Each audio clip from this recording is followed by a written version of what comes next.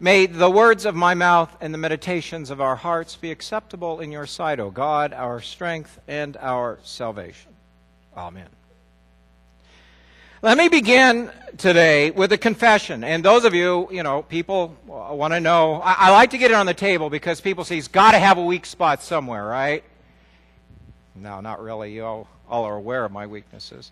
But I want to make a confession, and this is it. I'll make it public right now. I hear voices in my head. I do. I hear voices in my head. I hear so many voices. I have so much going on up there sometimes that I have to speak out loud to myself to sort it out. Anybody else do that? Anybody else want to admit to doing that?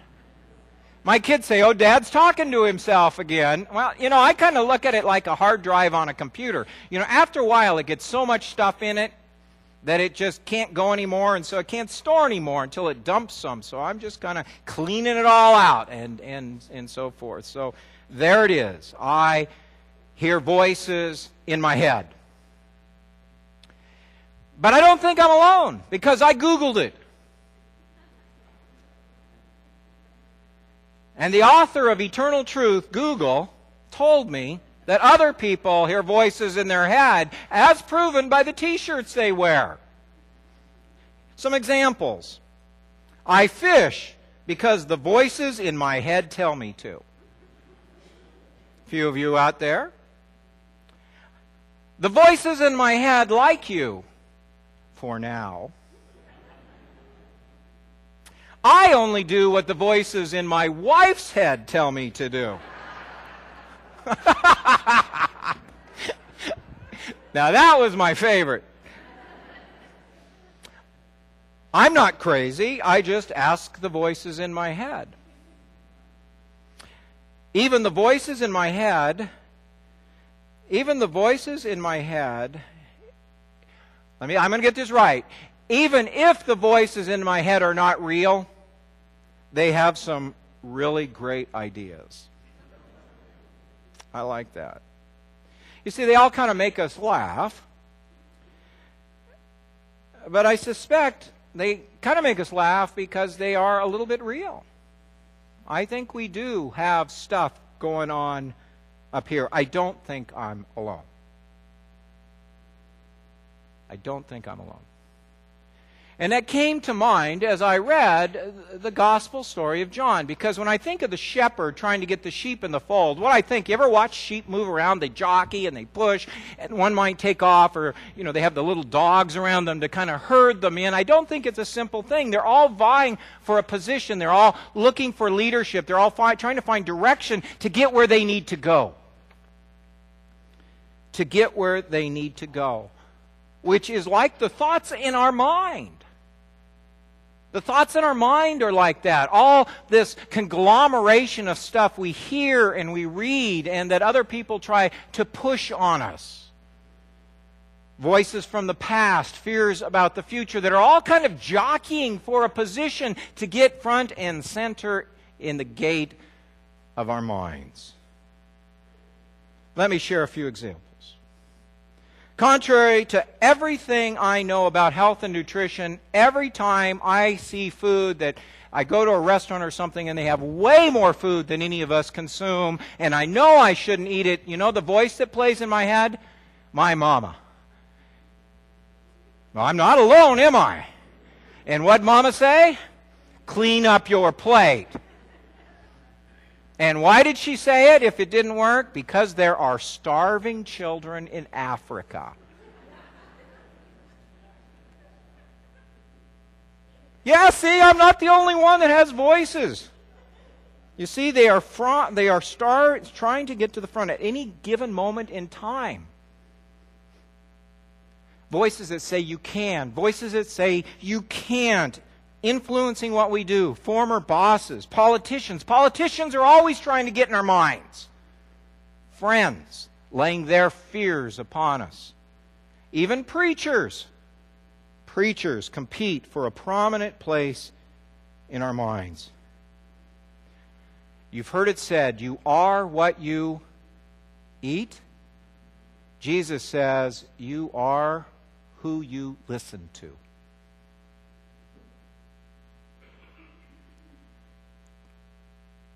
My sheep hear my voice and respond.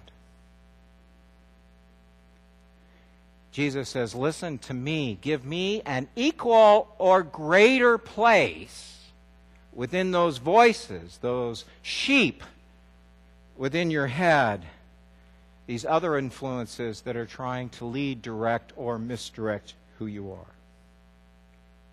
But you say, how do I know? What is it? What are the guidelines by which to determine which voices I should listen to and which ones I should not? I think that's a fair question. And for that, in my studies this week, I turned to Philippians, Paul's letter to the church at Philippi, where in the 3rd chapter, Paul sorts it out really clearly. What voices you should listen to and how you discern which ones are true. Paul says there, whatever is true, whatever is lovely, whatever is pure, whatever is beautiful, think on these things. It's right there.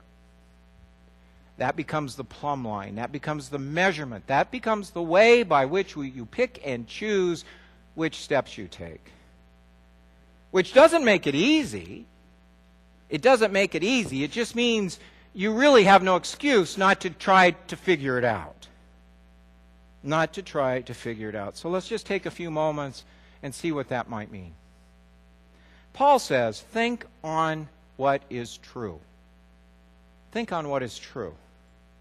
Not my truth, not your truth, not some talking heads truth, which we have an abundance of these days, but the kind of truth that is God's truth. And remember, God's truth is not quick to have judgment. God does not pour out God's justice immediately. There are times of redemption and patience and reaction and action again and again. The whole Bible is a testimony to God's patience with humanity.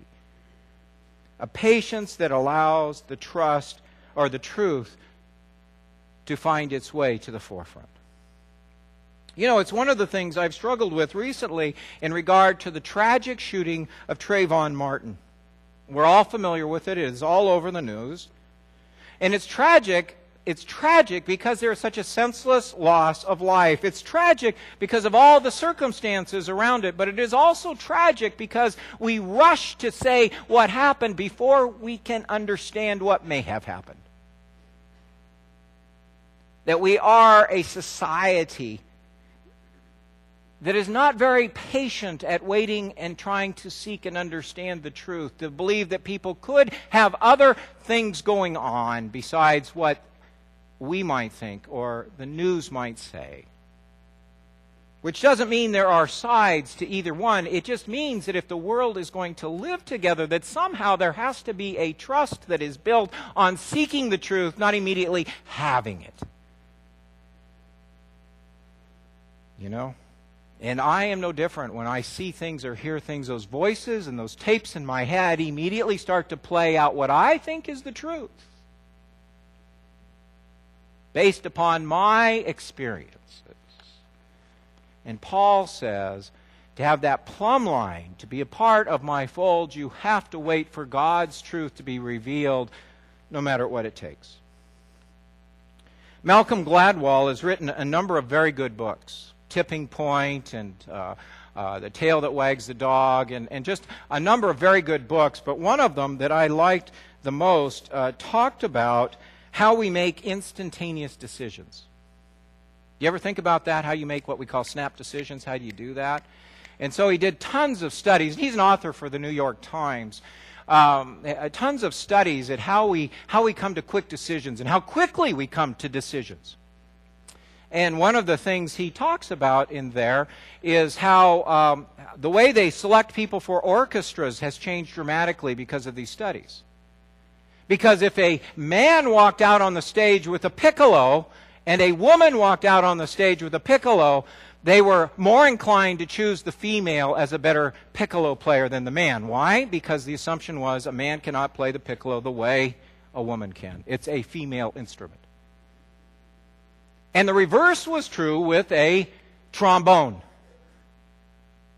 And so they changed the whole way they select people in orchestras. They put the performers or the auditioners behind a full curtain so they couldn't see their shoes. Because the shoes were the telltale of their gender, and their gender became an instantaneous bias one way or another. Interesting, is it not? Likewise, he says in there how in law enforcement there are certain procedures that officers are supposed to follow when they pull you over giving a speeding ticket, not merely for their safety, but for them to buy seconds in case they have to make a quick decision, because they know there are certain assumptions they may or may not act on. Fascinating. Which says that we all have those voices in our head which lead us not necessarily towards correct decisions and answers. You see, Paul says the truth, whatever is true. And what do the Gospels say? You shall know the truth, and the truth shall set you free. But the truth requires objectivity and understanding and dialogue and patience.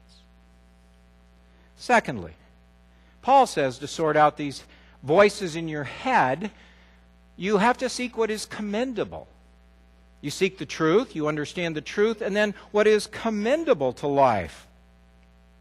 What is pure, what is honest, what is something you would commend in life. And this too is hard because we live in a very critical society. People make a very, very good living analyzing other people. Do they not? And the growth of television and the growth of radio and the growth of the internet has just increased this dramatically. You know, I never had to have performed in an athletic sport to criticize athletes. Never have to do that. You know, I was talking, Jerry Angelo worships with us here, and Jerry was a former general manager of the Chicago Bears and the Buccaneers. And this week I was visiting with him about the college draft. And he shared his thoughts about who would go to the Broncos, and I shared my thoughts about who the Broncos should take, right? And then we looked at what happened, and it was funny because they drafted a player he said he would never take. And I said, isn't it great? We'll see how that works out, and you have no dog in that fight. In other words, you can have your opinion, you can be critical, and it is safe for you because you have nothing on the line. And we have created a whole profession of critics who don't criticize in a fashion that is to build up or to correct. It is to be critical just to be critical. And then, having done this, then we bemoan the fact that we say to ourselves, when we look at people who would lead us in political positions, we say, well, where are all the good candidates? Who, in their right mind, would want to put themselves in the midst of that?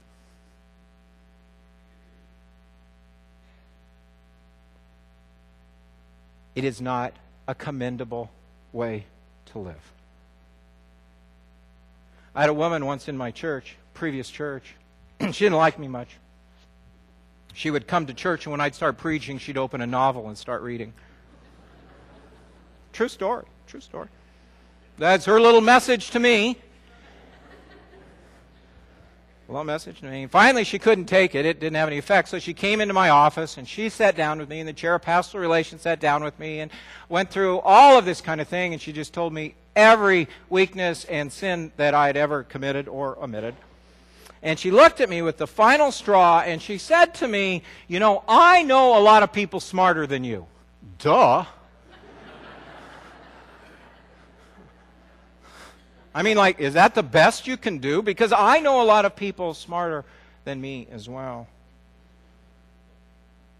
You know, Jesus said we never had to be the brightest bulb in the room. We had to be faithful. Paul says, sort it out. What's commendable? When you are destructive, when you are tearing down, just to tear down, you're listening to the wrong voices.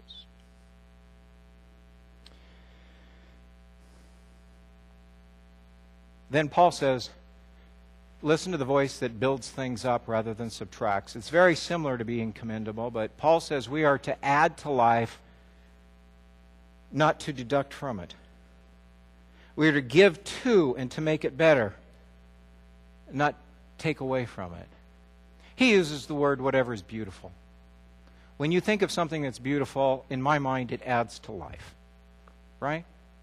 Whether it's a statue or whether it's a painting or whatever, it's something that adds to life. It makes it better than it was. It's special.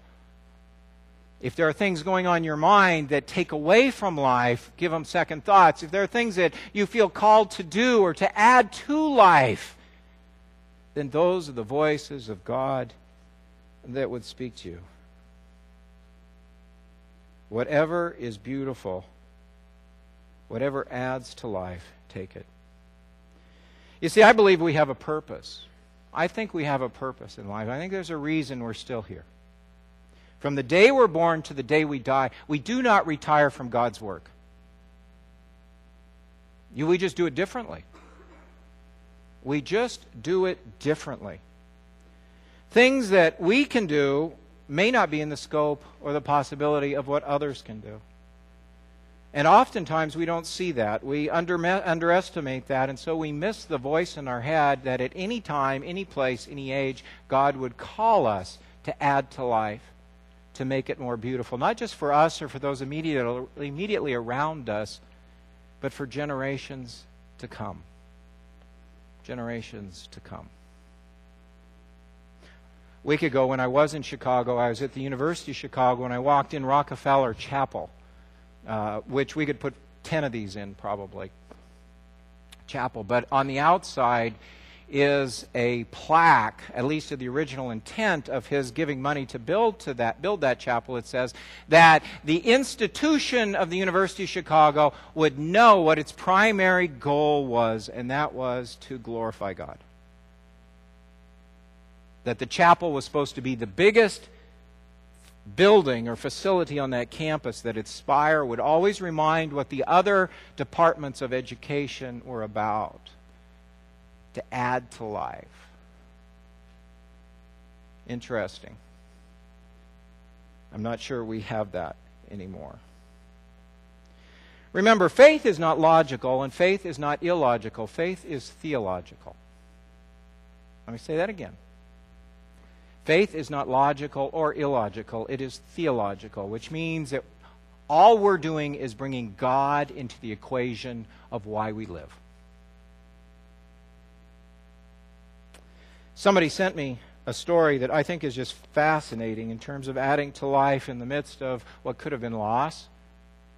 And it tells the story of a little girl who stood in front of a small church which she had been turned away from because they didn't have enough room for her in the Sunday school classrooms. And one of the ministers happened to bump into her, and she said, "I can't go to Sunday school. They don't have room for me." And she was sobbing. And the minister looked at her, and the way she was dressed, she was kind of poorly attired, and knew it wasn't just because they didn't have enough room for her, but there were other things probably involved. The child was so sad and unhappy he couldn't help but stop and take time to help her, and so he made sure that she got into a Sunday school classroom that day.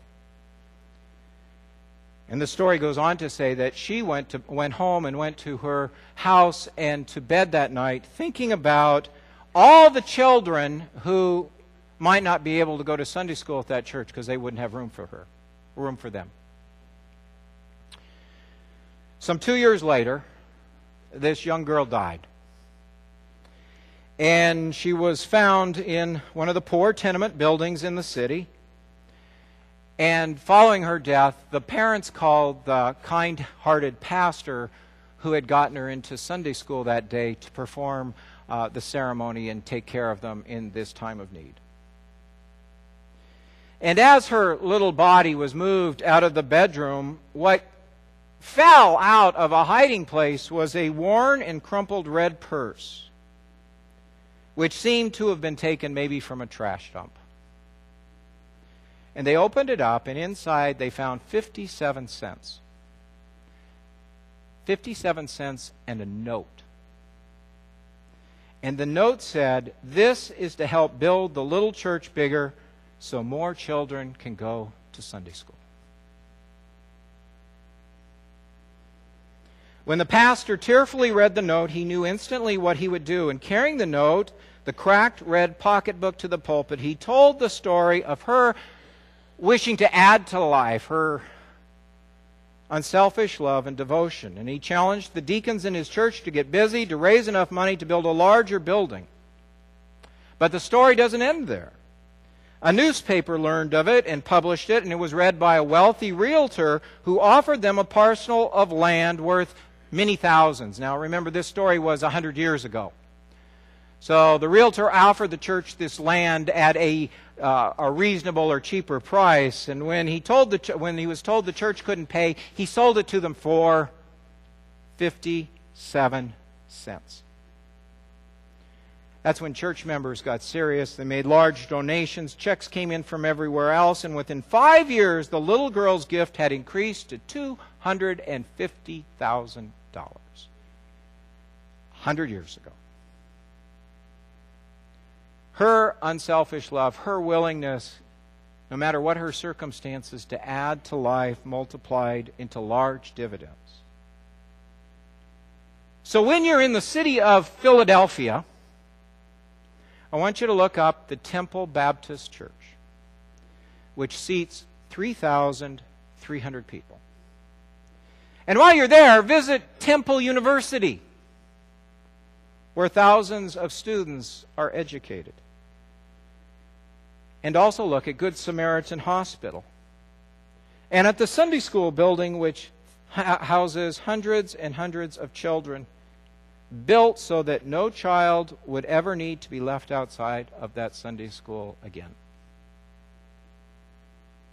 And in one of the rooms hangs a picture of this little girl whose 57 cents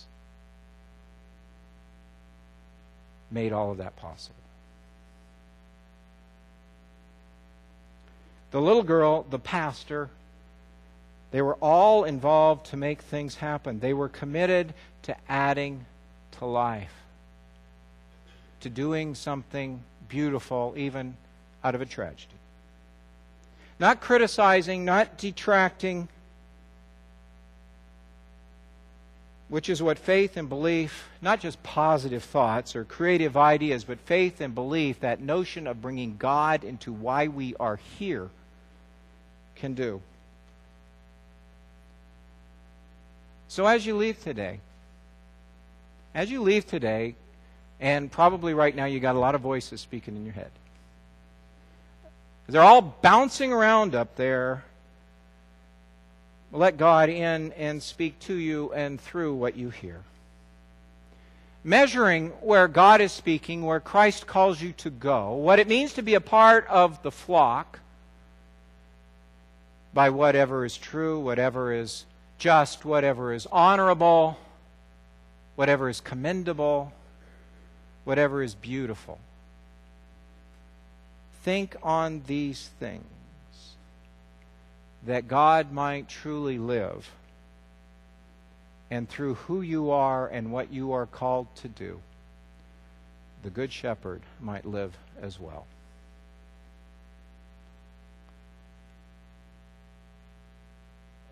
Amen.